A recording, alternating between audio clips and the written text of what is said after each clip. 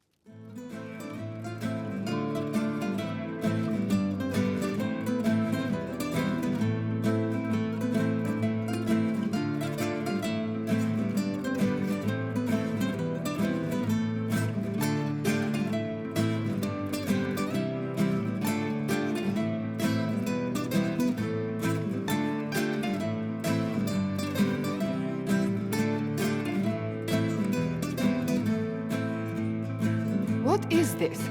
A new book? All this shit is weird. Oh, Varric, that is a terrible title. What are you even thinking?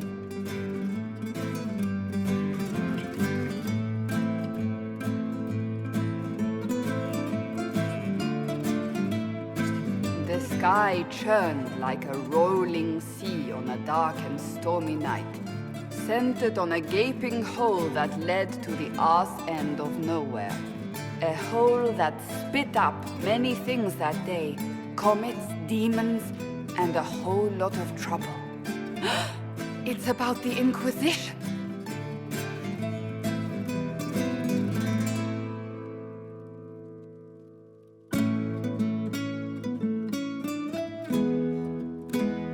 The din of the tavern cut the silence like it owed the carter money. In the middle, in her element, Red Jenny. She looked me up and down, mostly down.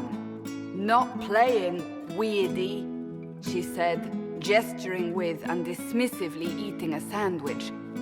"Don't write that. Seriously, piss up a robe." Sarah made the subtext text, which suited me fine.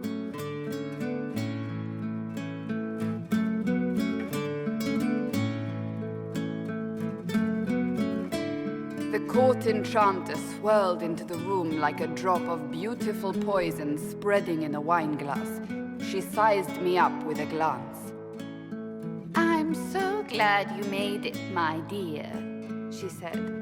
"I am Madame de Fair, the most terrifying person you shall ever meet.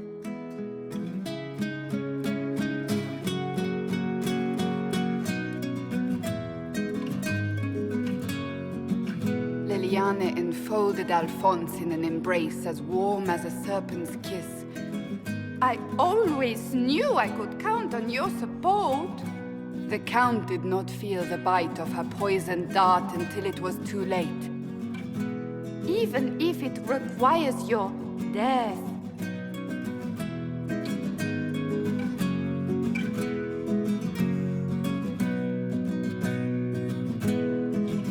Drops of rain glistened on the griffin medallion grasped tightly in Blackwall's hand. The silver-eyed wings of valor, they mean nothing. He flung the medal to the cold and uncaring ground. You don't know what I've done. You don't know me. So romantic.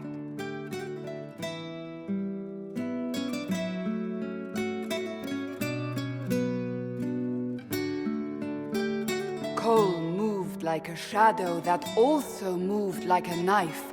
A shadow wearing a hat where dreams came to die. It's a riddle, he whispered. A cold riddle that gnaws at your mind, but you'll feel better when it's gone. That makes as much sense as anything Cole says.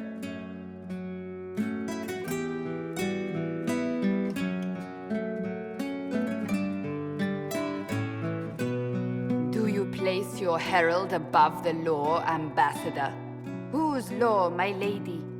Josephine's eyes glittered like angry opals. The law destroyed by rebellion, by civil war, by poor fiscal management. We are the law.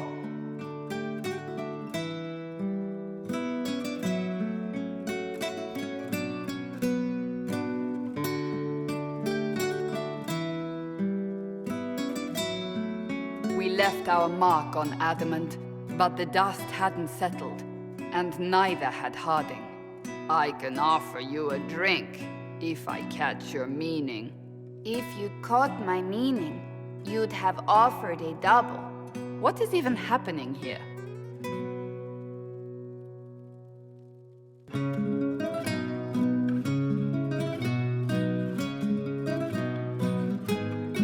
The Iron Bull was a great slab of muscle with horns that could hang a tapestry. One eye scanned for threats, while the other hid behind an eye patch like a chantry's sister's old sins. Come on, he barked, not looking back as he entered. The dancer with the great rack comes on in 5. That is spot on, actually.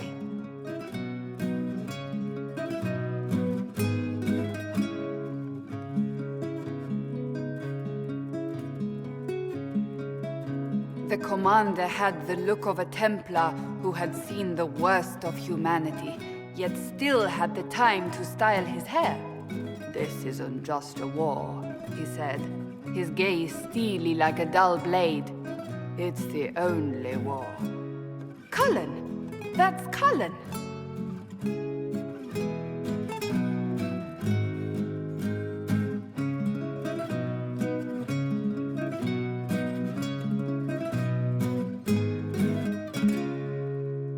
The mage wore a class of handsome sneer cultivated by 1,000 years of Tevinter elitism.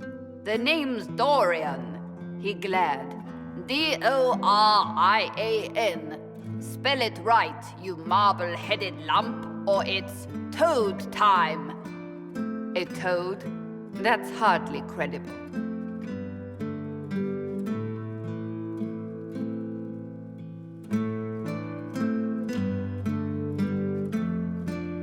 The bold elf spun, mage staff crackling like the city after a good man's murder. You're crazy, the Red Templar cried in terror. Moonlight glinted off ears like the knives you never see coming. Better to fade out than burn away. Ugh, Varric.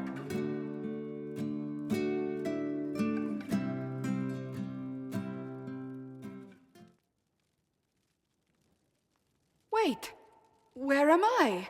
I don't... Oh, here it is. The Seeker clutched at my vest, her tears as desperate as they were pitiful.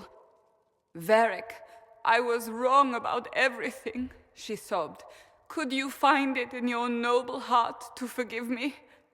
That dwarf, he put me in the book! I'm in the book! I am reading the shit out of this!